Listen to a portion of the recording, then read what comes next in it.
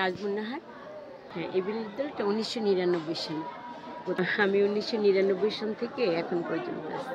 আমার মনে হয় যে আমার কোনো পুরুষরা, আমার বাবা-মা বা আমার দাদা-দাদি বা আমার নানা-নানি কেউ হয়তো কোনো ভালো কর্ম করেছিল, সেজন্য আমি এই পেশায় আসতে পেরেছি। কারণ এটা আমি একটা সেবক হিসেবে দেখতে চাই। করি যে আমি এতগুলা স্টুডেন্টের অভিভাবক হইতে পারছি, আমি এতগুলা স্টুডেন্টকে মানুষ করার চেষ্টা করতেছি। আমি আমার দায়িত্ব কতটুকু পুরোপুরি পালন করতে পারছি জানি না, তবে আমি চেষ্টার কোনো ত্রুটি করি না। আমি এগিয়ে নিয়ে যেতে পারি, ওই যেন নিজের পায়ে দাঁড়াতে পারে।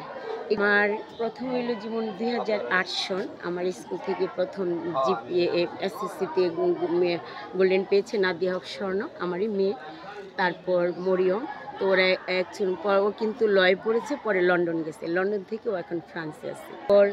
আরও ঢাকাতে আছে, তারপর এই যে ব্যাংকে আছে, তারপর বিদেশ, তো সকল জায়গাতে অনেক অনেক জায়গায় আমার জানা মতে আমার বেশিরভাগই এমন কোনো মেয়ে নাই যে কর্ম নাই, খুব কমই আছে। ধরেন 100-র মধ্যে 80 জনই প্রায় কর্মের মধ্যে আছে।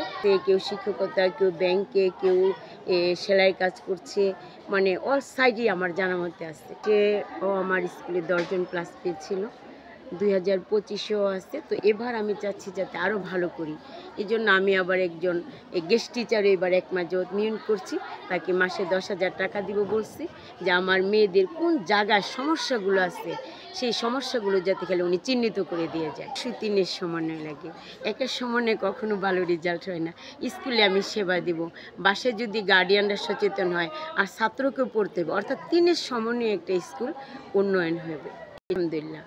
অবশ্যই আমি সারা পাই। আবার কিছু যারা আসতে পারে না তারা অবশ্যই আমাকে বলে, বোন আমরা খেতে কাজ করবো। আমার এই এলাকাটা তো একদম গেও এলাকাটা, তো ওরা আবার কাজ করে খেতে খামারে বলে, বোন আসতে পারবো না। তখন আমি বলি, ঠিক আছে বোন আসেন না, কিন্তু আপনি বাচ্চাটার একটু খেয়াল করেন, দেন কলম না দেন অভিযোগ নাই, কিন্তু আপনি বাচ্চাটা খালি শতভাগ স্কুলে পাঠান। এটা এলাকায় আপনি হাঁটলে জিজ্ঞেস করতে পারেন, ক্রিকেটটা বড় কথা না, সবচেয়ে বড় হলো একটা মানুষ ভালো। আমি এটাকে শতভাগ প্রাধান্য দিই, এবং আমি ক্লাসে ঢুকে প্রথমে আমি বাচ্চাদেরকে এই কথাটা বলি প্রতিটা ক্লাসে, যে আমরা সত্য বলবো, মিথ্যা বলবো না, এবং আমরা দেশের সুনাগরিক হব ইনশাল্লাহ। অবশ্যই এটা আমি এতটুকু এগিয়ে যেতে পারিনি, কারণ আমার কিন্তু মাল্টিমিডিয়া, তারপরে যে এগুলো আমার সমস্যা আছে। ইনশাল্লাহ সামনে 100% আমি এগিয়ে যাবো। ম্যাডাম আমি সফল হয়েছি বলতে পারি না, তবে আমি চেষ্টা করছি। প্রতিদিনই আমার এটা নিয়ে আমরা কথা বলি, আর আমার স্কুলের টিচারদের এবং কর্মচারীদের যেমন রাস্তায় দাঁড় করায় রাখি, যাতে কেউ ইফটিজিং এরিয়া না করে। আর বাল্যবিবাহের জন্য আমি চেয়ারম্যানকে বলি, মেম্বারকে বলি, গার্ডিয়ানকে বলি, এবং উপজেলায় আমি কয়বার এটার বিরুদ্ধে অবজেকশনও দিয়েছি। তবে চেষ্টা করছি ইনশাল্লাহ। আশা করি অতটা এই শতভাগ সফল হতে পারি নাই, তবে সামনে হতে পারবো এটা আমি আশা করি না। তো ইনশাল্লাহ আমরা চেষ্টা করবো 87 রেজাল্ট, একটা বিশাল রেজাল্ট উপহার দিব দর্শকদের কাছে, বাংলাদেশের কাছে ইনশাল্লাহ। আমার ধন্যবাদ ম্যাম।